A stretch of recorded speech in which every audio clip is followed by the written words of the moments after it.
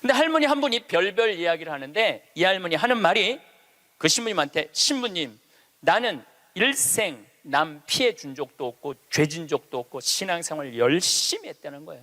난 정말 부끄럽지 않게 살았는데 며느리가 어느 날 갑자기 자기를 보더니 야인년아 그러더래요. 야인년아, 야인년아.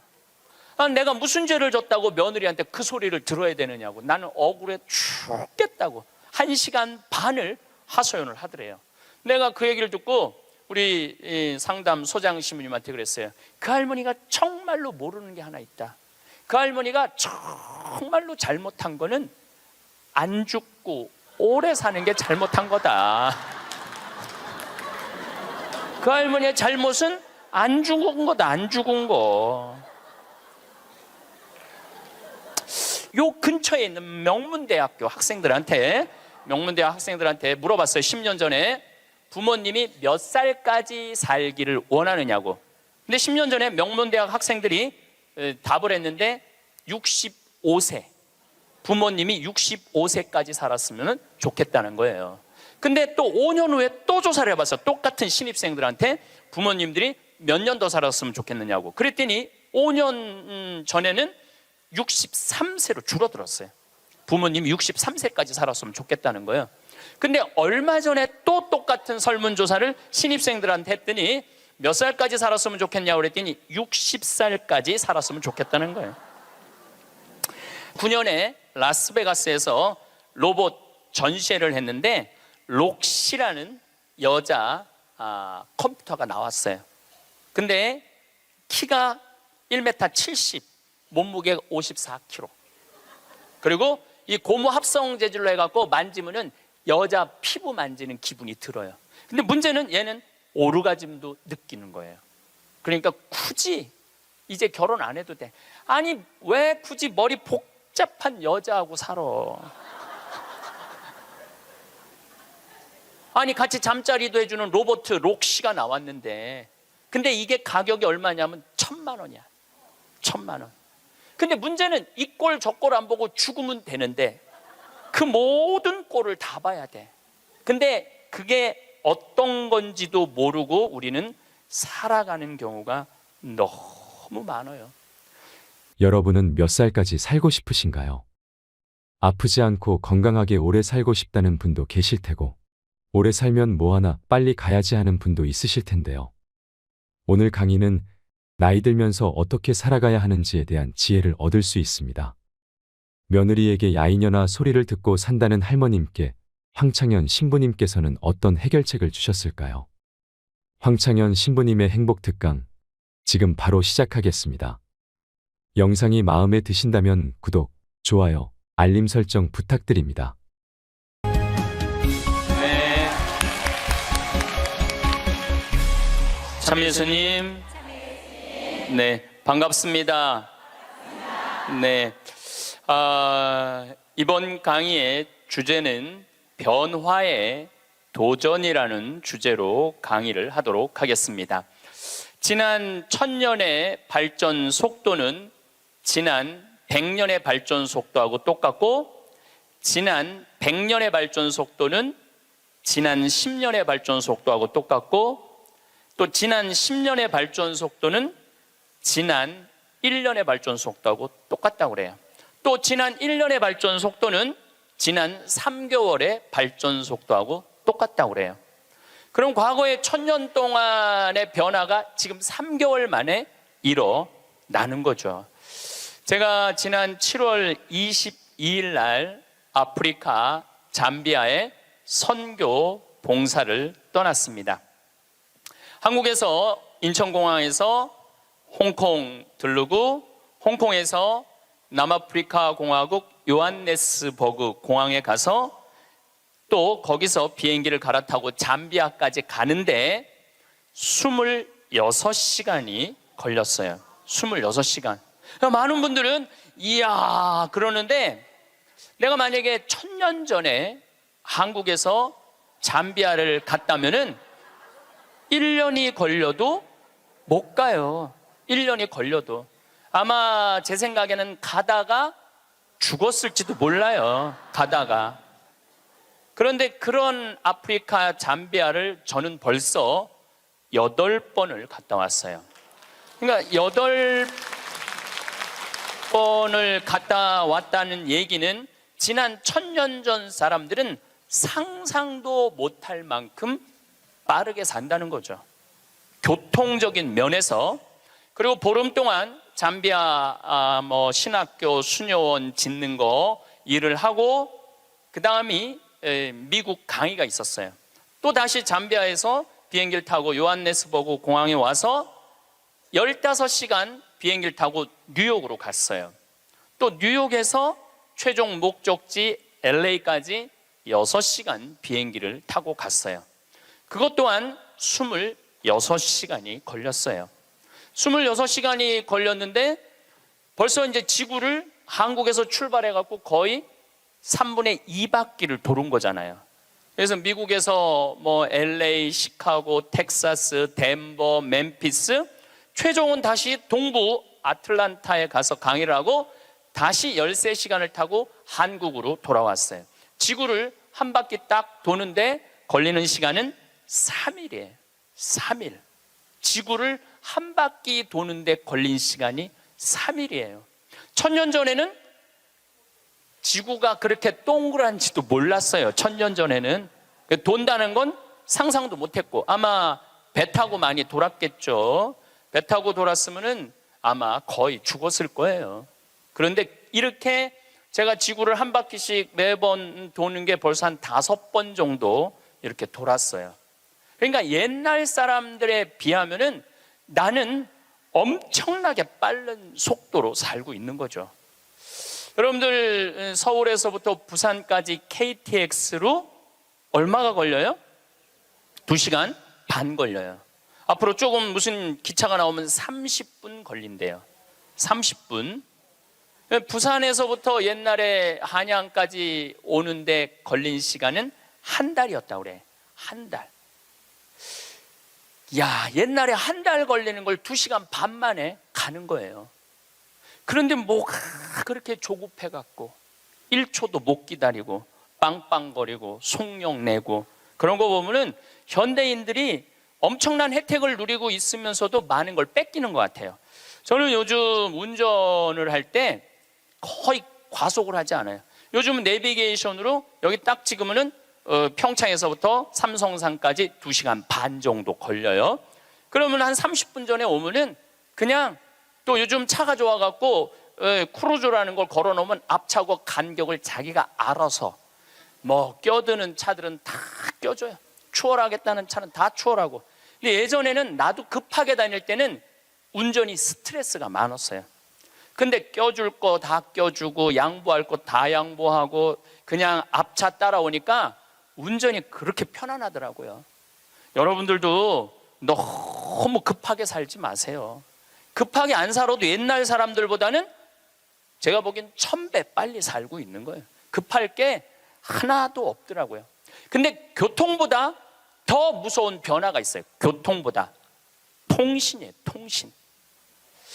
1960년대는 여러분들 집에 무슨 전화기가 있었죠? 돌리는 다이얼 전화기가 있었죠? 네. 1970년대 후반 80년대 막 초에 들어서서는 뭐가 있냐면 누르는 전화기가 나왔어요. 그리고 80년대 중반에는 집안에서 무선 전화기가 있었어요. 그러니까 이 거실에 이 돌리는 전화기 있을 때는 바람을 피고 싶어도 필 수가 없었어요. 거실에서 통화를 해야 되니까. 근데 이거는 화장실에 가서 들고 가서 해도 되고 그러니까 이 세상이 변하기 시작한 거죠. 1980년대 말은 드디어 우리가 알고 있는 휴대폰이 나왔어요. 휴대폰이. 이제 집 밖에서도 전화를 할 수 있는 세상이 된 거죠. 그리고 우리나라에서는 각각 나라마다 다르는데 2009년에 본격적으로 스마트폰이 나왔어요. 이 스마트폰 안에는, 그래서 제가 오늘 특별히 휴대폰을 갖고 왔는데 이 안에는 모든 게 다 들어와 있어요.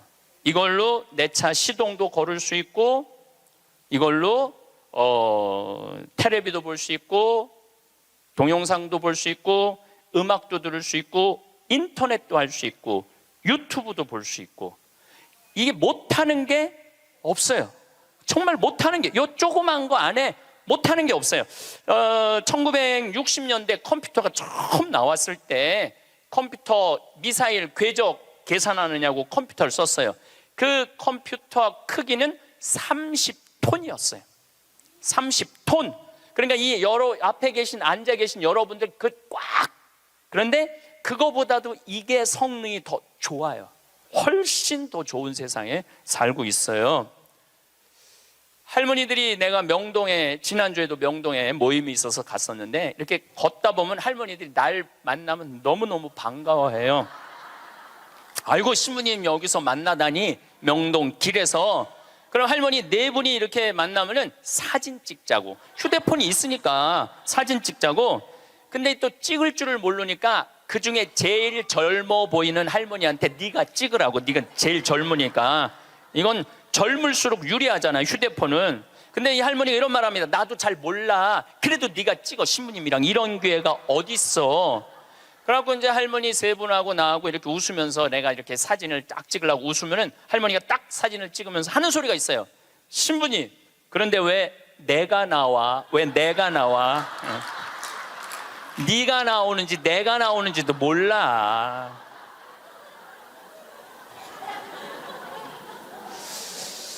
요즘 애들은 태어나면서부터 어떻게 태어나는 줄 아세요?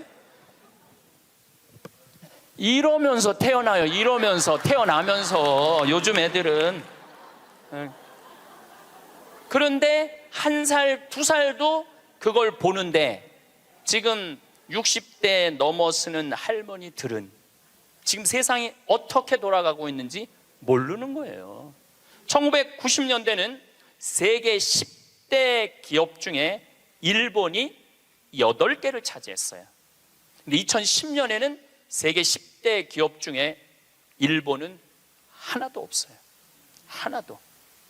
지금은 구글, 애플, 페이스북, 아마존. 근데 여기 계신 분들 중에 구글이라는 거가 있는데 그게 뭐 다 알지를 못해. 근데 구글하고 페이스북, 아마존은 텔레비전에 선전을 안 해요. 그리고 구글은 물건을 팔지 않아요. 인터넷으로만 파는데 이 기업의 가치는 700조예요. 700조. 그래갖고 이 요즘 오로지 이 휴대폰 컴퓨터가 시장이 얼마냐면 4,300조예요. 4,300조. 상상도 못할 만큼 크죠. 제가 산호세에 있는 구글 본사에를 갔었어요. 정말로 기가 막히더라고요. 왜냐하면 모든 복도에 먹을 걸 다 놔둬요. 직원들을 위해서. 그리고 거기서 자기가 중간에 뭐 일하다가 수영하고 싶으면 요만한데 물 이렇게 내려와갖고 수영도 하고 모든 식당의 밥을 다 먹을 수 있어. 근데 걔네들은 물건을 팔지 않아요. 그런데도 어마어마한 돈을 벌어요. 그게 뭐 때문이냐면 컴퓨터, 휴대폰 때문에 그래요. 세상은 너무나 많이 변하고 있죠. 제가 논문을 쓸 때 타자기로 논문을 썼어요. 근데 딱 신부가 되니까 286 컴퓨터, 386 컴퓨터, 486 컴퓨터, 586 컴퓨터, 메가 컴퓨터, 기가 컴퓨터가 나왔어요. 그때는 막 이만한 건데 요즘은 요만한 컴퓨터로 나와요. 제가 왜 이런 말씀을 드리느냐 하면 50살 이상부터는 컴퓨터에 대해서 깜깜해요. 휴대폰에 대해서 깜깜해요. 세상은 컴퓨터, 휴대폰 세상으로 살아가고 있는데 여기 계신 분들은 깜깜이로 살아가는 거야. 깜깜이로 살아가는 거예요. 그런데 문제는 뭐 그런 거 있어도 무슨 문제야. 그냥 살면 되지. 그런데 깜깜한 상태로서 몇 년을 살아야 되느냐 하면은 50년을 더 살아야 돼요. 깜깜한 상태에서 50년을. 우리 생태마을에 오늘도 이제 피정객들이 들어와 계신데 저녁에 프로그램이 제 강의 말고도 7시부터 8시까지는 별 이야기를 해요. 우주에 관련된.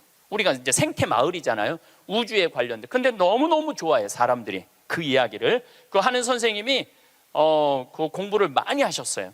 그래갖고 캐나다에서 오신 분들이 그 별 이야기를 듣고 우리 캐나다 토론토에도 와서 강의해달라고 그럴 정도로.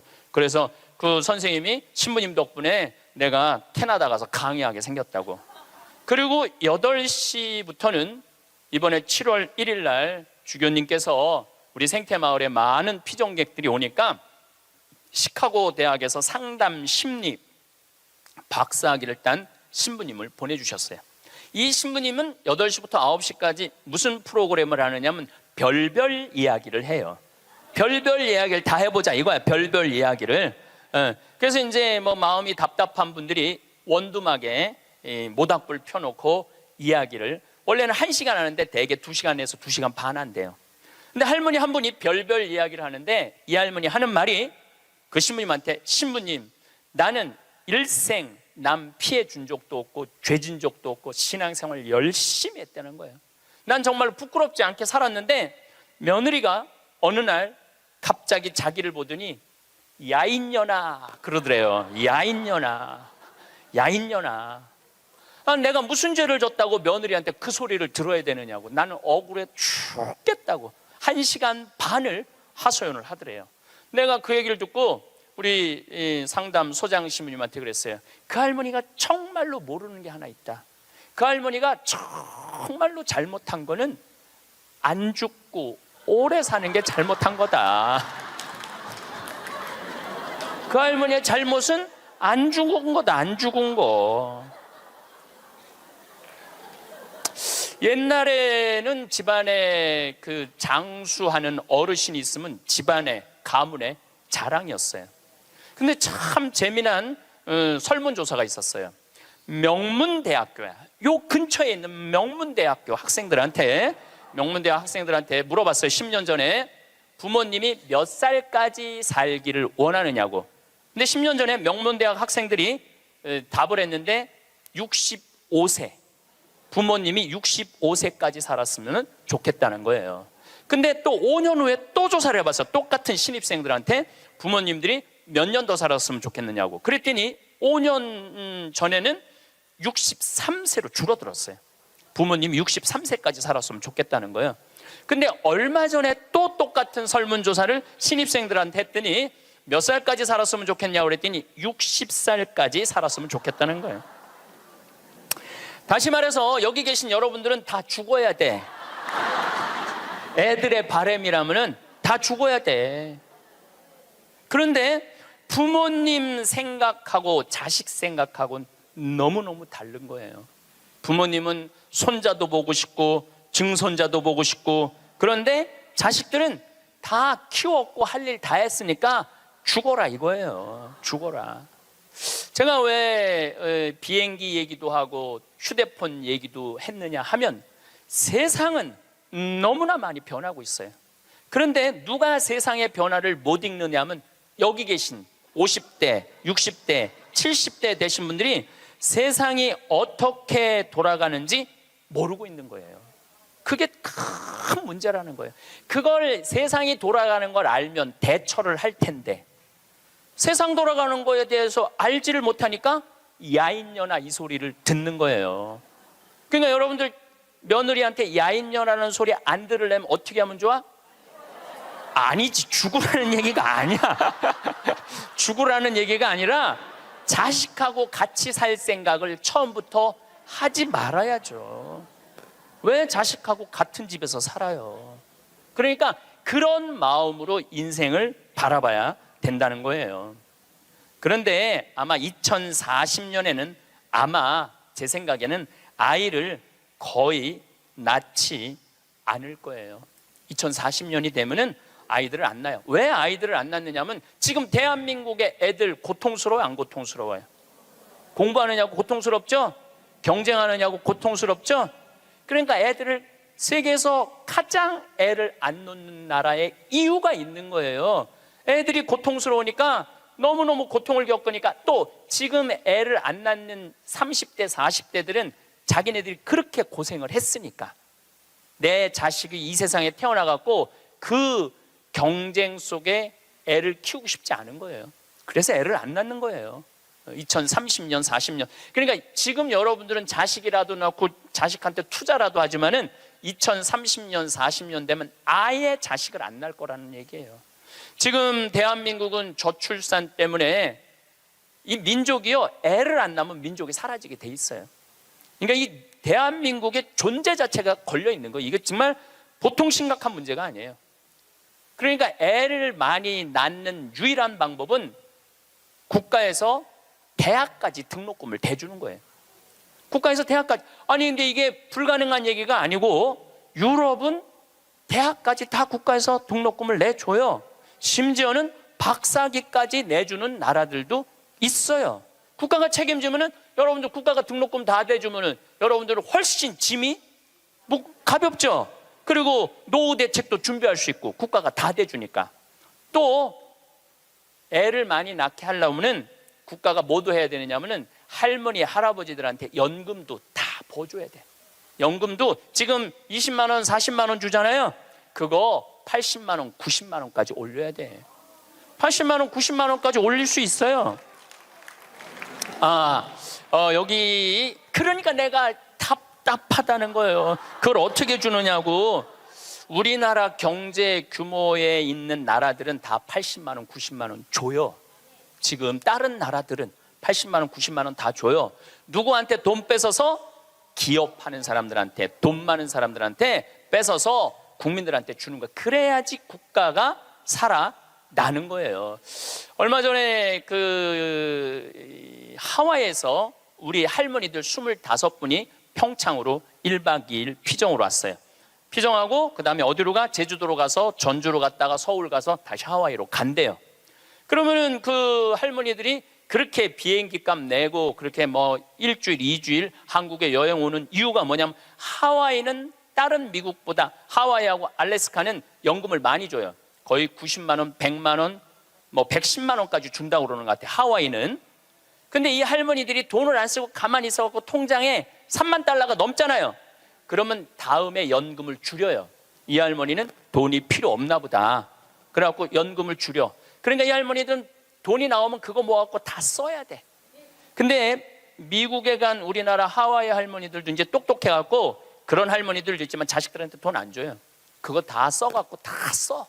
그러니까 한국도 출산율을 높이는 방법은 뭐냐 하면은 애들 등록금 다 대주고, 그 다음에 할머니들 할아버지들 연금 다 대주면은, 아니 애 낳으면 국가에서 등록금 대주고 그 다음에 늙으면 국가에서 용돈 주는데 애를 안 낳을 이유가 뭐가 있어?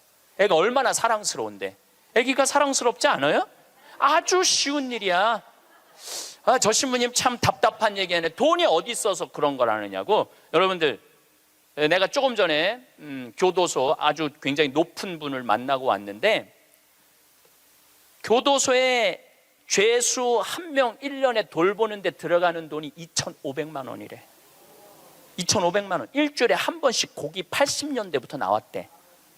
그리고 요즘 보리가 비싸갖고 다 쌀밥 준대. 보리가 비싸갖고.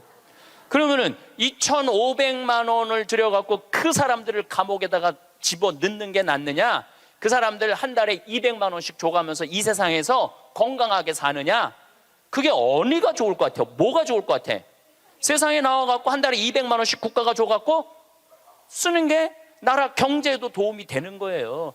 우리가 이 자본주의 국가, 민주주의 국가에서 돈을 아낀다고 이게 국가가 돌아가는 게 아니에요. 옛날에 못 먹고 못 살 때는 아껴야지. 근데 지금 대한민국은 돈이 흘러 넘쳐요. 이거를 골고루 온 국민들한테 다 보내야 돼. 근데 첫 번째 보내는 건 교육비 전액 국가가 부담하는 거예요. 두 번째는 할머니 할아버지들 국가가 책임지는 거예요. 그러면은 나라는 잘 돌아가게 있어요. 죄도 없어지고 범죄도 없어지고. 학교는 그럼 어떻게 해야 되느냐? 학교 가서는 공부 가르치면 안 돼요. 경쟁을 가르치면 안 되고, 사랑하는 방법, 이웃을 배려하는 방법, 협동하는 방법, 재미있게 사는 방법, 노래하고 춤추고 놀이를 가르치면은 대한민국은 정말로 행복한 나라가 될 거예요. 근데 우리는 경쟁만 앞세우는 거예요. 1등만 앞세우는 거예요. 그래서 애들이 참 착하잖아요. 그리고 순한 애들한테 뭐라 그러냐면 너 그렇게 착해 빠져갖고 어떻게 이 세상을 살라 그래. 너 독하게 마음 먹고 살아야 돼 세상. 그러니까 계속 독해라고 그러니까 애들이 중학교 고등학교만 되면 독해져 있어. 애들이 독해져 있어요. 이게 지금 대한민국이 뭐가 잘못된 거죠. 이제 앞으로 20년 30년 후에는 우리가 굳이 공장에 가서 일하지 않아도 돼요. 왜냐하면 누가 다 할 거냐면 로봇가 다 해요. 그러면은 앞으로 20년 30년 후에 대한민국이 행복하려면 어떻게 해야 되냐면 국민들이 뭐에 정통해야 되냐면 인문학에 정통해야 돼. 인문학이라는 건 뭐냐면은 인간의 가치는 뭐고 어떻게 살아야 되고 어떻게 잘 죽어야 되고 그 높은 정신적인 수준이 있으면은 서로 나누고 사는데 별 문제가 없다는 거예요. 앞으로는 컴퓨터가 우리 반 이상은 해요. 우리 살아가는 거 반 이상은 컴퓨터가 해요. 지난번에 알파고하고 우리 이세돌하고 바둑 둔 거 아시죠? 네. 4승 1패. 알파고가 4승 1패 했어요. 이세돌이 1승을 했어. 유일한 1승이에요. 커제는 세계 바둑 1위 커제는 3전 3패. 근데 놀라운 건 알파고가 뭐라고 그랬냐면 인공지능 컴퓨터 얘기하는 거예요. 뭐라고 그랬냐면 이제는 인간하고 더 이상 바둑은 두지 않는다. 수준이 떨어져 갖고 더 이상 바둑은 두지 않는다는 거예요. 인간하고. 왜냐하면 자기 학습을 하거든. 자기 학습. 여러분들 요즘 로보 어드바이저라고 있어요. 로보 어드바이저. 이게 뭐냐면은 주식 투자할 때 이 로보 어드바이저한테 내 거 좀 투자 좀 해달라고 그러면 얘가 투자하는 거야. 근데 이 로보 어드바이저가 투자를 하면은 평균 수익률이 3에서 5%래요. 거의 돈을 날리는 경우는 없대. 그러니까 사람이 분석하는 것보다 누가 분석하는 게 커? 로봇가 분석하는 게 큰 거예요. 그러니까 이 세상이 완전히 새로운 세상으로 넘어가는 거죠. 우리 주위에는 누구라는 인공지능 컴퓨터가 이제 들어왔어요. 우리 집에. 누구라는? 얘가 뭐를 하느냐면 영화도 보여주고 음악도 틀어주고 에어컨도 틀어주고 은행 업무도 봐줘요. 기가 막힌 거예요. 대화도 해주고 주인님 일어나시라고 그러고. 그러니까 이제는 앞으로는 제가 보기엔 2040년에 가면은 결혼도 하지 않을 거예요. 결혼도. 아이를 안 낳는 게 문제가 아니라 아예 결혼을 하지 않을 거예요. 미국에서는 이제 2040년에 뭐가 나왔느냐면 성생활하는 로봇가 나왔어요. 2009년에 라스베가스에서 로봇 전시회를 했는데 록시라는 여자 컴퓨터가 나왔어요. 근데 키가 1m 70, 몸무게가 54kg. 그리고 이 고무 합성 재질로 해갖고 만지면은 여자 피부 만지는 기분이 들어요. 근데 문제는 얘는 오르가즘도 느끼는 거예요. 그러니까 굳이 이제 결혼 안 해도 돼. 아니 왜 굳이 머리 복잡한 여자하고 살아? 아니 같이 잠자리도 해주는 로봇 록시가 나왔는데 근데 이게 가격이 얼마냐면 1,000만 원이야. 1,000만 원. 근데 앞으로 싸기도 싸죠. 싸요. 그런데 지금 2009년에 이 전시회가 시작이 됐는데 제가 보기엔 2030년, 40년 되면은 거의 아내 역할까지 해주는 로봇가 나올 거예요. 그리고 성격도 고를 수 있대. 까칠한 여자를 고르고 싶으면 까칠한 여자를 고르고 부드러운 여자를 고르면 부드러운 여자를 고르고. 근데 일본에서 2015년에 무슨 로봇가 나왔느냐면 아즈마 히카리라는 로봇가 나왔어요. 아즈마는 일본어로 나를 맞아주는 아내라는 로봇이야. 나를 맞아주는 아내야. 근데 놀라운 거는 이 아즈마는 취미는 애니메이션 감상이고 특기는 계란 후라이 만들기예요. 좋아하는 음식은 도너츠예요. 벌레를 매우 두려워하지만 열심히 일하는 사람을 위해서는 무엇이든지 도와주는 영웅의 여자야. 이 여자는 아침에 여보 일어나요, 출근해야죠. 남편을 깨워요. 그리고 남편이 저녁에 나 몇 시에 퇴근할 거야. 그럼 날이 더우면 에어컨을 틀어놔요. 목욕물도 데워놔요. 이 로봇은 당연히 성생활도 같이 해주는 로봇이죠. 세상이요. 여러분들이 근데 문제는 이 꼴 저 꼴 안 보고 죽으면 되는데 그 모든 꼴을 다 봐야 돼. 근데 그게 어떤 건지도 모르고 우리는 살아가는 경우가 너무 많아요. 이 록시를 만든 개발자의 최종 목표는 섹스를 넘어서서 실질적인 동반자의 여자를 만드는 게 최종 목표예요. 그러니까 단순히 상담도 고민도 위로도 해주는 거죠. 2040년이 되면은 어떤 로봇가 나오느냐면은 벌써 이제 감정을 느끼기 시작한다고 그래요. 감정을 느끼는 로봇가 나온대요. 그럼 감정을 느끼면은 뭐 이것도 연구하고 저것도 세상 책도 읽어보고 뭐 모든 요즘 빅데이터라는 게 있어요. 모든 정보를 모으는 거야. 근데 모든 정보를 모아봤더니 하느님이 있는 것 같아. 로봇가 생각해 보기엔. 그래갖고 나도 좀 세례를 받아야 되겠다. 나도 좀 신앙생활을 해야 되겠다. 그래갖고 나한테 와갖고 신부님 저 세례 좀 주세요. 저 록시가 와갖고 신부님 저 세례 받고 싶어요. 세례 줘야 돼 말아야 돼? 안 돼요? 내가 너 세례 못 줘? 그러면은 얘가 이럴 거예요. 신부님 걱정하지 마세요. 우리가 세례 주는 로봇을 만들면 돼요. 세례 주는 로봇 만들면 돼요. 이게 굉장히 복잡한 이야기인데 이게 진화의 한 과정이에요. 우리가 무슨 네안데르탈인 무슨 호모사피엔스 크로마뇽인 이게 다 진화되면서 우리가 됐잖아요. 그럼 우리가 또 진화를 해갖고 그런 DNA 조작 인간, 이 DNA 조작 인간도 제가 언제 얘기를 했냐면 1997년부터 얘기했어요. 앞으로는 DNA 조작 인간이 나올 거라고. 3D 컴퓨터 얘기는 많이 들어봤죠? 네, 그게 그 3D 컴퓨터가 자가용도 찍어내고 권총도 찍어내고 다 찍어내요. 근데 뭘 찍어냈느냐면 콩팥을 찍어냈어. 콩팥을 찍어내갖고 콩팥 상한 10대 소년한테 그 콩팥을 집어넣어줬어요. 완전히 바꿔준 거죠. 콩팥을 3D 컴퓨터로. 근데 걔는 지금 거의 20살이 됐는데 레슬링 선수가 돼 있어요. 그 옛날에 장기 바꾼다 막 그랬잖아요. 그게 이제 벌써 우리 앞에 와 있는 거죠. 제가 너무 앞서 나가는 것 같지만 지구를 3일 만에 한 바퀴 도는 세상에 우리가 살고 있어요.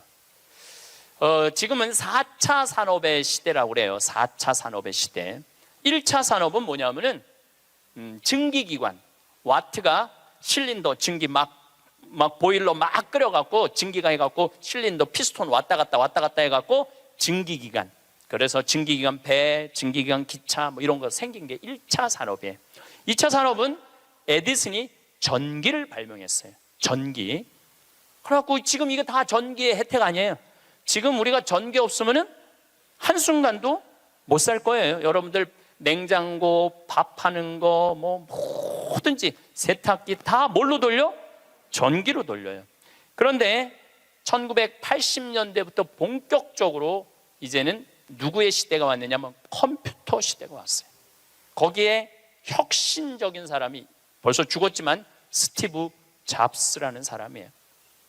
이제는 컴퓨터가 이제 끝나갖고 인공지능이 와갖고 이제는 4차 산업의 시대로 접어들고 있어요. 4차 산업.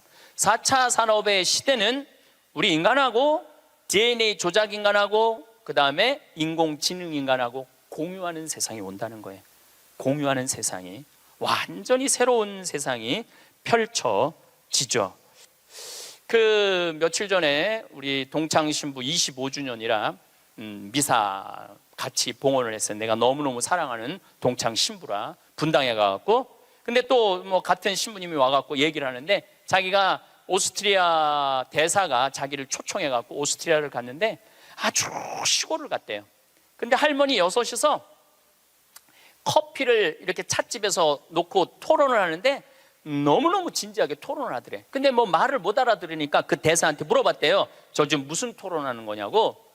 할머니 한 분은 철학가의 얘기를 하고, 한 할머니는 음악에 대해서 얘기하고, 한 할머니는 미술에 대해서 얘기하고, 한 할머니는 지금 이 세상에 돌아가는 정치 얘기를 토론을 몇 시간씩 하고 앉아 있다는 거예요. 근데 그거는 저는 뭐 유럽을 다닐 때도 그렇고 미국을 다닐 때도 그렇게 토론한 할머니 할아버지들이 토론하는 모습을 많이 봐요. 또 자식 손자들한테도 그 깊은 얘기를 해줘요. 근데 대한민국의 할머니들을 이렇게 가만히 생각해 보면은 그렇게 토론을 할 수 있는 할머니들이 얼마나 있을까? 이거 물어보고 싶어요. 이제 그냥 밥 먹고 살고 밥 먹고 사는 세상은 지났어요. 이제 여러분들은 텔레비에서 말하는 인문학은 그 젊은 사람들 게 아니고 배운 사람들 게 아니야. 바로 여기 계신 여러분들 거예요. 그래서 인문학 강의. 근데 사실 여기 오신 분들은 아무 문제가 없어. 강의 들으러 여기 왔잖아요. 이 긴 시간 뭔가 듣는 여러분들은 정신이 깨죠. 정신이 깨요. 근데 듣지도 않고 변화에 대해서 들여다보지 않는 분들은 참 답답한 거예요. 그 시대는 변하는데 나만 안 변해. 그 시대는 변하는데 나만 안 변하는 사람들을 내가 이번에 미국 가서 보고 왔어요. 미국에 가보니까 70년대 이민 간 분들은 70년대 한국만 생각해. 80년대 이민 간 분들은 80년대 한국만 생각해. IMF 때 쫄딱 망했을 때 이민 간 분들은 그때만 생각을 해. IMF 우리가 탈출한 지가 얼만데. 그러니까 70년대 이민 간 분들 얘기를 들어보면 폰이 미국으로 수출했거든요. 그러면 미국의 길에 서 있는 건 다 폰이라는 거야. 그거 무슨 깡통 찌그러뜨려 갖고 폰이를 만들어 갖고 수출을 했다고 그래요. 그러니까 자기는 한국차 안 산다는 거예요. 근데 폰이 만든 지가 언젠데 아직 폰이 얘기를 해. 한국에 폰이도 없는데. 그리고 내가 우리나라 차들을 타보면은요, 벤츠, BMW 부럽지 않아요. 정말로 차 잘 만들어요. 그런데 70년대 생각만 하는 거예요. 들여다볼 기회가 없으니까. 한국에 30년 동안 안 와봤으니까 그때 얘기만 하는 거예요. 또 이번에 시카고 강의를 갔는데 시카고는 눈이 많이 온대요. 근데 이 시카고는 눈이 오면은 눈 떨어지기 전에 제설차가 기다리고 있다가 눈이 떨어지면 다 친대. 내가 강원도 산다니까 강원도는 제설차가 2대밖에 없지만은 우리는 눈 떨어지기 전에 다 친다는 거예요. 그분은 80년대 이민 간 분이에요. 제가 강원도 평창에서 살잖아요. 평창도 요즘 눈 떨어지기 전에 제설차 기다리고 있다가 떨어지기 전에 다 쳐요. 염화칼슘 뿌리고. 제가 12월 달에 매일 강의 나오잖아요. 거기 눈 많이 와요. 그러면은 새벽에 보면 다 눈 치는 소리가 들려요. 그러면은 운전하고 나오는 거예요. 그러니까 모르는 거지. 들여다보질 않았으니까. 그리고 자기가 옳다고 고집 주장을 피는 거죠. 근데 가만히 내가 미국에 이민 가신 분들을 보니까 이분들은 미국 책도 안 읽고 한국 책도 안 읽더라고. 근데 미국에 이민 간 분들이 대개 경력을 보면 서울대 졸업한 분들 많아요. 영어 할 줄 알아야지 가잖아요. 그런데도 변화에 적응하지 않으니까 못 견디더라고요. 사람은요, 끝도 없이 공부를 해야 돼요. 제가 미국에 가서 이 얘기를 꼭 해요. 우리나라는 버스를 타고 가다가 앞에 데모를 해. 그럼 버스에 뭐라고 떠요? 목적지까지 제 시간에 못 갈 것 같다. 여기 내려갖고 지하철 몇 호선 여기 있으니까 타고 가면은 될 것 같다. 그런 자막이 떠. 그리고 내가 오는 내 차 기다리는 차가 그거 전부 다 뜨죠? 예. 미국은 상상도 못하는 일이에요. 미국은 나라가 커갖고 그렇게 할 수가 없어. 우리나라처럼 이 IT 기술이 잘 돼 있는 나라는 세계에서도 없어요. 다니면 얼마나 답답한지 몰라요. 다른 나라 다녀보면은. 저는 지금 총 60개 나라를 다녔고 미국을 벌써 10번도 더 왔다 갔다 하고 전 세계를 돌아다녀 보잖아요. 전 세계를 돌아다녀 보면 한국처럼 시스템이 잘 돼 있는 데가 없어요. 한국처럼. 요즘 이제 동계 올림픽 한다고 영동 고속도로를 다시 깔았거든요. 제가 오늘도 이렇게 나오면서 이거는 고속도로가 아니야. 비단길이야. 얼마나 곱게 깔아놨는지 비단길이에요. 이런 도로를 가진 나라가 그렇게 많지 않아요. 미국도 도로 기가 막히게 잘 깔아요. 걔네들은 정말 상상도 못할 만큼 잘 깔아요. 미국 사람들. 그래도 이 영동고속도로만큼 비단길은 없더라고요. 우리나라가 돈도 많고 참 좋은 나라예요. 한 세대 만에 원조 받는 나라에서 원조 해주는 나라로 바뀌었어요. 이거는 전 세계에서 대한민국밖에 없어요. 지금 코트라 활동 대단해요. 또 제가 뭐 영남대학 무슨 많은 대학을 이렇게 다녀보면은 서울대학도 마찬가지고 무슨 각 대학마다 제3국에 있는 나라 학생들을 데려다가 공부를 시켜요. 그리고 석박사 과정. 그리고 공부만 시키는 게 아니야. 활동비, 생활비, 뭐 전세비 다 줘요. 그래갖고 여기서 공부하고 거기 가면은 집도 한 채 한대요. 그러니까 우리나라가 그렇게 지금 많이 도와주고 있는 나라예요. 원조 받는 나라에서 원조 해주는 나라로 바뀐 대단한 나라예요. 그리고 개발도상국 동남아시아 국가에서 가장 닮고 싶은 나라 1위는 어디냐면 대한민국이에요. 대한민국을 가장 닮고 싶어요. 그러니까 한국어를 그렇게 많이 배우는 거예요. 여기저기서 한국어를 많이 배우는 거예요. 아시아 국가 중에 민주주의도 1위예요. 미국이 민주주의 지수가 19위, 일본이 20위, 우리나라가 21위예요. 나는 내가 보기에는 미국보다 대한민국이 더 민주주의가 좋은 것 같아.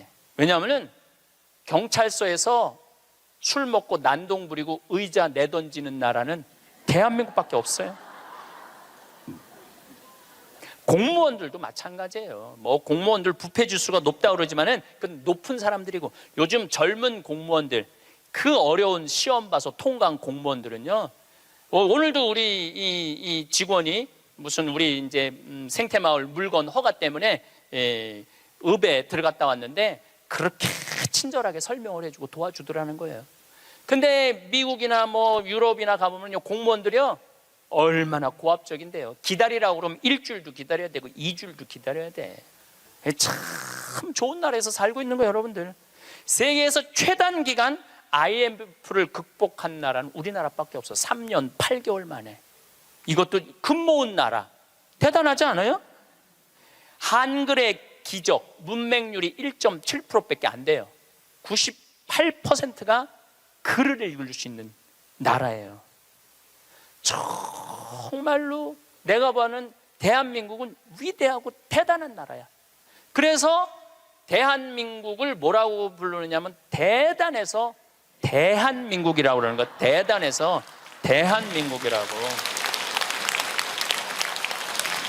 더 놀라운 건 1970년대에서부터 2010년까지 필리핀은 국민소득이 10배 증가했어요. 필리핀이 1970년서부터 2010년까지 40년 만에. 그러니까 1970년대는 필리핀이 우리보다 잘 살았다는 얘기죠. 근데 1970년서부터 2010년까지 필리핀은 10배 늘었는데 대한민국은 몇 배가 국민소득이 늘었느냐면 82배가 늘었어요. 82배. 상상을 초월할 만큼 우리가 돈도 많이 버는 나라예요. 근데 정말로 대한민국이 행복한 나라일까요? 이 얘기는 다음 시간에 그 뒷이야기를 하도록 하겠습니다. 감사합니다. 황창현 신부님의 행복 특강이 어떠셨나요? 황창현 신부님께서는 세상이 어떻게 돌아가는지를 알면 대처를 잘 할 수 있다고 하십니다. 여러분은 학교에서 뭘 가르쳐야 한다고 생각하시나요? 황창현 신부님께서 하신 말씀 중에 대한민국이 행복한 나라가 되려면 학교에서 경쟁을 가르치지 말고 사랑하는 방법, 이웃을 배려하는 방법, 협동하는 방법, 재미있게 사는 방법, 노래하고 춤추고 하는 놀이를 가르쳐야 한다고 말씀하셨습니다. 저는 중년 노년에도 노인들도 학교 다니고 공부할 수 있는 환경이 필요하다고 생각합니다. 나이 들어서 자식하고 살 생각을 하지 않으려면 나이 들수록 혼자서도 잘 살아가는 방법을 깨달아야 합니다. 나이 들어서 자식에게 구박 안 받고 무시 안 당하려면 어떻게 살아가야 할까요? 오늘은 노년의 친구 없이 혼자서도 행복하게 사는 3가지 방법에 대해 말씀드리겠습니다. 여러분들은 친구가 많으신가요? 그래서 행복하신가요? 제 주변 어르신 중엔 친구가 많아서 난 늘 행복해라고 버릇처럼 말씀하시는 분이 계십니다. 친구도 좋지만 친구의 자녀들 중에는 간호사도 있고 의사도 있고 변호사도 있다며 큰 소리로 자랑처럼 말하는 분이 계십니다. 하지만 나이가 들어갈수록 이런 것들은 허울에 불과하다는 것을 느끼셨을 겁니다. 우리는 어렸을 때나 젊었을 때 친구가 많은 사람을 보면 달리 보이기도 하고 인간성이 좋은가 능력이 있나라는 생각이 듭니다. 친구가 없으면 왠지 내가 뭔가 부족한 것 같고 내가 못나서 친구가 없어라고 생각을 하게 됩니다. 쉬는 날에는 친구와 함께하는 것이 당연한 것이었습니다. 친구가 만나자고 하면 내가 힘들고 귀찮아도 친구를 배려하는 마음으로 억지로라도 친구를 만나기도 했습니다. 친구를 위해 생일이면 선물도 준비하고 식사도 같이 하고 마음속 깊은 곳에 있는 쑥스런 고민을 털어놓기도 합니다. 사람들은 살면서 가장 힘든 게 인간관계라고 말합니다. 그래서 친구가 많으면 내 인생에서 나는 인간관계에 성공한 사람이라고 생각하고 내 친구는 영원할 거라 생각하며 자존심도 버리고 그에게 날 맞춰가며 친구 관계를 유지합니다. 젊은 시절에는 친구가 인생의 큰 의미였습니다. 그러나 나이가 들면서 여러 가지 이유로 친구와 멀어지게 됩니다. 경제적인 어려움이나 가족이 생기면서 친구들도 바빠져 연락이 줄어들었습니다. 어릴 적 친했던 친구들과의 관계도 불편합니다. 어릴 때는 친구와의 관계가 매우 특별하고 가까웠지만 나이가 들면서 서로의 삶과 가치관이 달라지면서 만남이 불편하고 어색하게 느껴지기 시작했습니다. 관심사나 우선순위가 달라져서 이전처럼 즐겁게 시간을 보내기 어려워졌고 그로 인해 관계가 점차적으로 사라지고 결국 끊어지게 됩니다. 그러다 보면 나이가 들면서 주변에 친구가 없어지고 가족이나 혼자 있는 시간이 늘어나게 됩니다. 그러나 이것은 나이가 들면서 당연히 일어나는 일입니다. 하지만 나이 들어 어떤 분들은 허하다고 하십니다. 친구는 경조사 때문에 필요한 것이지 서로 이해하고 챙겨주는 것보다는 비교하고 내가 잘 되면 안 그런 척 시기하고 몸 아프면 환자 취급합니다. 실패는 나에게 그 사람이 어떤 사람인지 알게 하고 성공은 사람들이 내가 어떤 사람인지 알게 되는 것입니다. 친구는 친구일 뿐 내가 잘해주고 싶다는 생각만으로 만족해야 합니다. 내가 어려워지니까 20년치기 친구도 도와주질 않더군요. 친구에 집착할 필요는 없다고 생각합니다. 잘해줄수록 가까이 다가갈수록 받는 상처는 더 깊을 수 있기 때문입니다. 거리두고 마음 비우니 이렇게 편할 수가 없습니다. 좋은 친구 만나는 일은 좋은 부모를 만나는 것만큼이나 힘든 일입니다. 혼자 고요하게 있는 시간이 세상에서 가장 평화롭습니다. 내가 안정적일 때는 좋은 친구가 많고 내가 위태로운 상황에서는 가식적인 친구만 남습니다. 하지만 친구들과의 인연을 끊고 싶어도 그동안의 추억과 정 때문에 끊기도 쉽지 않습니다. 그래도 다행히 이런 고민에서 벗어난 분들이 많이 계십니다. 오히려 혼자 사는 것이 편하고 즐겁다고 말씀하시는 분들이 많습니다. 나이 들어보니 친구가 꼭 필요한 건 아닌 것 같습니다라고 말하는 분들이 많습니다. 맞습니다. 혼자서도 즐길 거리가 정말 많고 즐겁습니다. 사람을 만나면 소진되는 에너지가 혼자 있으면 채워짐을 느낍니다. 억지스레 엮어온 인연들을 자연스레 놓고 나니 스트레스가 줄었습니다. 사람이 싫다기보다는 혼자가 더 좋을 뿐입니다. 이처럼 나이 들수록 점점 관계를 정리하는 분들이 많습니다. 사실 친구가 없으면 큰일이 날 것 같지만 실제로는 친구 때문에 큰 문제가 발생하기도 합니다. 상처는 가까운 곳에 있는 믿는 사람에게서 받습니다. 학창시절 친구들을 만나면 자식 자랑, 돈 자랑, 남편 자랑 등 제 자랑 아니면 남 뒷담화 정도에 불과해서 얼굴이 찌푸려지기도 합니다. 일부 친구들은 경조사를 위해 친구 관계를 유지하는 분들도 있습니다. 하지만 이는 다 부질없는 행동입니다. 물론 나이 들수록 친구는 다 필요 없다. 있는 친구들 다 외면하고 혼자 지내는 것만이 행복하다라는 의미가 아니라는 것은 아실 것입니다.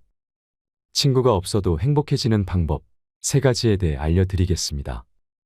친구가 없어도 행복해지는 방법 첫 번째는 건강의 중요성을 아는 것입니다. 수천 수백억을 가진 부자들이 반드시 지키는 3가지가 있습니다. 자신의 건강을 위한 운동, 지식의 축적을 위한 독서, 돈에 대한 투자. 이 중에 가장 으뜸으로 치는 것이 바로 운동이라고 합니다. 건강을 잃으면 다 잃는다는 말 참 많이 들어보셨을 겁니다. 하지만 실제 건강이 나쁘신 분들이라면 더 절실히 느끼실 겁니다. 우리는 건강할 때 더 건강하고 더 강해지도록 노력해야 합니다. 그럼 우리가 할 수 있는 운동은 어떤 것이 있을까요? 나이가 들수록 근력 운동은 매우 중요합니다. 하지만 조사에 따르면 노인 중 근력 운동을 하는 사람은 3명 중 1명에 그친다고 합니다. 노인의 근력 운동은 근육을 부풀리는 것보다는 생활 근력을 유지한다는 정도로 하는 것이 좋습니다. 근력을 유지하고 향상시키기 위해 노인들에게 권장되는 운동은 걷기입니다. 걷기는 노인들에게 가장 쉽게 시도할 수 있는 운동 중 하나입니다. 이 운동은 중강도의 유산소 신체 활동에 해당하며 근력 향상에 많은 도움을 줍니다. 단순히 걷는 것보다는 다양한 동작을 추가하여 변화를 줄 수 있습니다. 예를 들어 옆으로 걷기, 뒤꿈치로 걷기, 발끝으로 걷기, 10걸음마다 일어나기, 팔이나 다리를 높이 들기 등 다양한 동작을 시도해 보세요. 이렇게 동작을 변화시키면 근력 운동 효과는 물론이고 평형 감각도 향상되어 낙상을 예방할 수 있습니다. 또한 걷기 운동으로 산책을 추천합니다. 산책을 할 때는 산책길을 주기적으로 변경하거나 걷는 동안 좋아하는 음악을 듣거나 반려견과 이야기하며 걷기 등의 방법을 시도해 보세요. 이렇게 하면 걷기 운동에 더 흥미를 붙일 수 있을 것입니다. 다양한 동작 변화로 인해 걷기 운동이 더욱 흥미로워질 것입니다. 걷기는 일상생활에서 쉽게 실천할 수 있는 운동이므로 노인들에게 적극 추천드립니다. 아침에 일어나서 바로 10분씩 걷기, 점심 식사 후에 산책하기, 저녁 식사 후 가벼운 스트레칭과 함께 걷기 등의 방법으로 걷기 운동을 일상에 자연스럽게 녹여보세요. 이렇게 하면 건강한 노후를 위한 근력 유지에 큰 도움이 될 것입니다. 하지만 각자의 건강 상태와 체력에 따라 운동의 강도와 방법은 내가 할 수 있는 정도로 조정되어야 합니다. 절대 무리를 해서는 안 됩니다. 나이 40에 등단한 소설가 고 박완서님은 나이에 대해 이런 말을 남겼습니다. 요즘 사람 나이는 옛날 사람과 똑같이 쳐서는 안 되고 살아온 횟수의 0.7을 곱하는 것이 자신의 나이다. 이른바 요즘 나이 계산법입니다. 이 말은 현재 나이의 0.7을 곱한 값이 실제 나이라는 뜻입니다. 예를 들어 현재 법적으로 40세인 분의 실제 나이는 28세, 60세인 분의 실제 나이는 42세, 80세인 분의 실제 나이는 56세라는 이야기입니다. 요즘 사람들은 예전 세대보다 훨씬 더 젊고 건강하게 생활하기 때문에 0.7을 곱해야 정신적이고 육체적으로 실제적인 체감 나이가 된다고 합니다. 요즘 나이 계산법으로 하면 70세는 49세입니다. 이는 현재의 젊음을 반영한 결과라고 할 수 있습니다. 세월을 거스를 수 없듯이 거꾸로 가는 시계는 없습니다. 하지만 철저한 관리와 노력으로 생체 시계를 더디게 할 수는 있습니다. 위에서 알려드린 걷기 운동을 매일 해보세요. 생활에 활력을 불어넣어주고 무엇을 하든 자신감이 생기실 겁니다. 더불어 노인들이 건강을 유지하기 위해 일상생활에서 더 신경 써야 할 부분이 있습니다. 규칙적인 식사를 유지하는 것입니다. 영양가 있는 식단을 규칙적으로 섭취하면 체력을 유지하고 면역력을 강화할 수 있습니다. 또한 충분한 수면을 취하는 것도 중요합니다. 적절한 수면은 신체와 정신적인 건강을 유지하는 데 큰 도움이 됩니다. 일상생활에서 지속적으로 실천한다면 노인들은 건강을 유지할 수 있을 것입니다. 나이 들면 당연히 늙고 병들고 아프다는 생각으로 받아들이면 안 됩니다. 외로움을 달래려고 의미 없는 사람들과 의미 없는 시간을 보낼 필요가 없습니다. 그 시간에 우리는 내 자신에게 맞는 건강 관리를 하는 것입니다.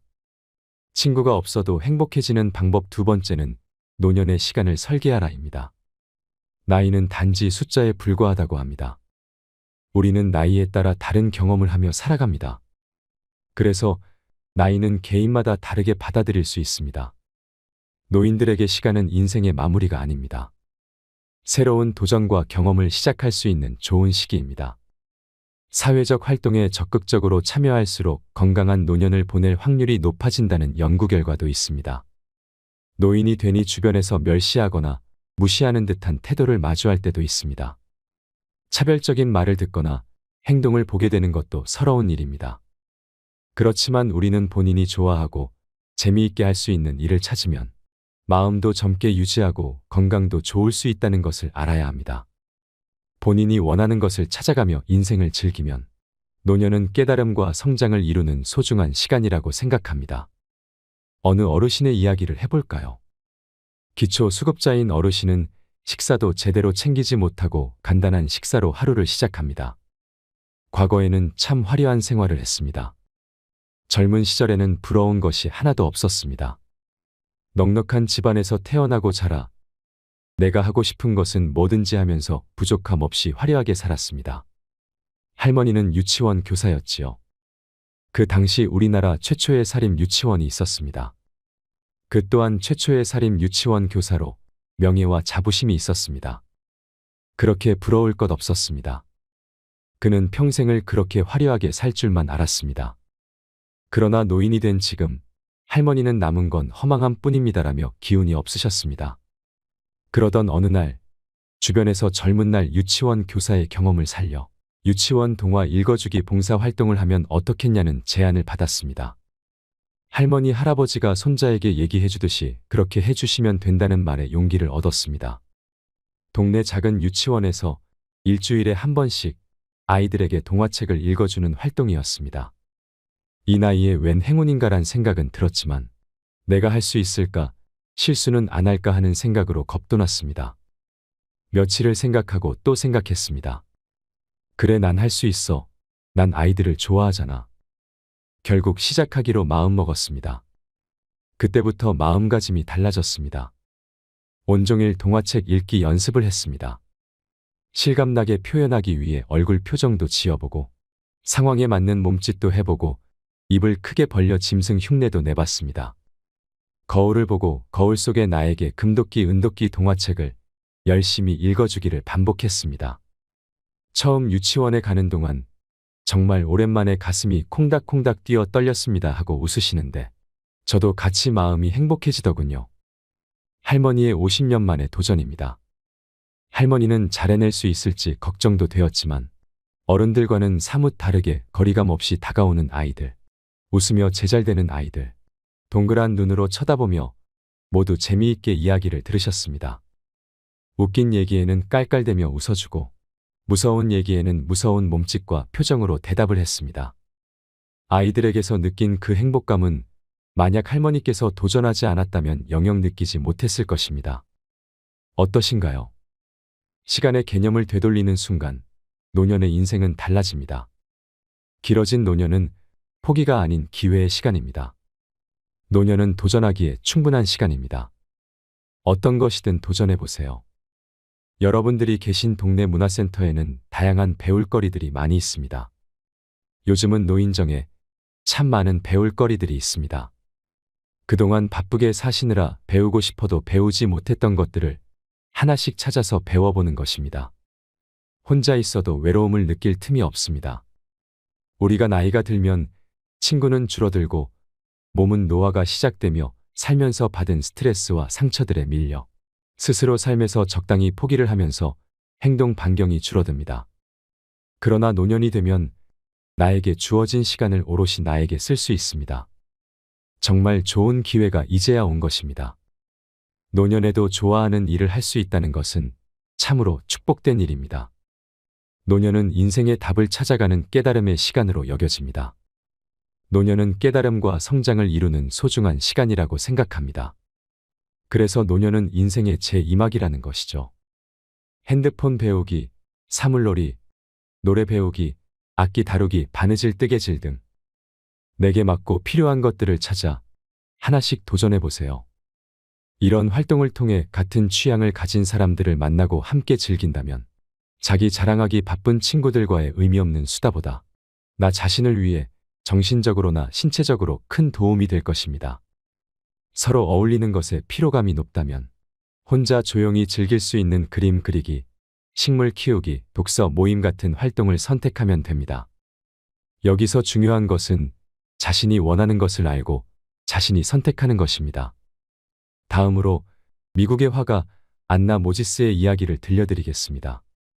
이분은 모지스 할머니로 불리며 미국인이 가장 사랑하는 예술가입니다. 1860년에 태어난 그녀는 어릴 때 가정부로 일하다가 남편을 만나면서 10명의 자녀를 낳았지만 5명은 사망하고 5명만이 살아남았습니다. 그녀는 관절염으로 인해 자수를 놓기 어려워졌습니다. 그 후 안나 모지스는 바늘을 놓고 붓을 들게 되었습니다. 그 당시 그녀는 이미 70세였습니다. 한 번도 그림을 배운 적이 없었지만 할머니만의 감성으로 농촌의 아름다운 일상을 정감있게 표현해 미국의 국민 화가가 되었습니다. 안나 모지스는 무려 101살까지 화가로서의 열정을 불태웠으며 약 1600여 점의 작품을 남기고 세상을 떠났습니다. 이후 존 케네디 대통령은 그녀를 미국에서 가장 사랑받은 인물로 칭하였습니다. 미국의 화가 안나 모지스는 인생은 우리 스스로 만드는 것이다. 이전에도 그랬고 앞으로도 늘 그럴 것이다라고 했습니다. 노년은 인생에서 완전한 자유를 갖게 되는 특별한 순간입니다. 나이는 결코 장애물이 아닙니다. 경험과 지혜가 조화를 이룬 기회의 시간입니다. 노인은 나이를 먹었기 때문에 못한다고 생각하지 마세요. 나이를 먹었기 때문에 나이 먹지 않은 사람들이 할 수 없는 일들을 할 수 있습니다. 노년의 시간이 준 경험은 결코 공짜로 얻어지는 것이 아닙니다. 끊임없이 지혜를 쌓기 위해 또 변화된 세상과 어우러지기 위해 노력하고 탐험하고 도전정신을 가질 때에만 이 기적이 찾아오는 것입니다. 눈도 뻐근하고 허리도 불편하고 나이가 들어서 뭔가를 한다는 것은 참 어려운 일이긴 합니다. 육체의 노화가 포기를 쉽게 하게 만들기도 합니다. 하지만 노년의 시간을 지혜롭게 보내기 위해서는 끊임없이 탐색하는 자세가 필요합니다. 친구가 없어도 행복해지는 방법 세 번째는 자신의 가치를 바로 알기입니다. 보통 나이 드신 어르신께 당신의 가치는 무엇입니까? 라고 물으면 저는 쓸모가 없어요. 할 줄 아는 게 아무것도 없어요. 라고 말씀하십니다. 우리네 부모님들은 일생 동안 가족을 위해 헌신하고 사회에서 직장에서 역할을 충실히 해내느라 자기 자신을 충분히 돌보지 못하고 살아왔습니다. 아내의 역할, 남편의 역할, 부모의 역할, 자식의 역할을 해내느라 참으로 바쁘게 살아왔습니다. 그래서 자신을 위한 선택을 하는 것에 망설임이 많았습니다. 자신이 무엇을 좋아하는지, 무엇을 싫어하는지 고민할 여유가 없었습니다. 하지만 사실은 사람마다 다 잘하는 게 있습니다.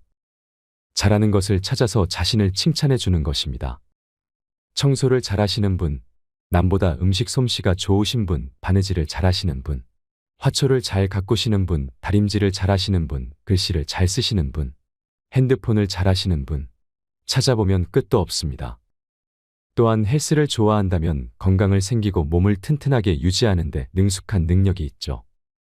이렇게 자신의 장점을 찾다 보면 자신이 소중하다는 것을 새삼 느낄 수 있습니다. 절대로 스스로 자신의 가치를 부정하거나 소홀히 여기지 말아야 합니다. 아침에 일어나서 깨끗이 씻고 활짝 웃는 얼굴로 거울을 보며 나는 세상에서 가장 소중한 존재라고 자신에게 말해보세요.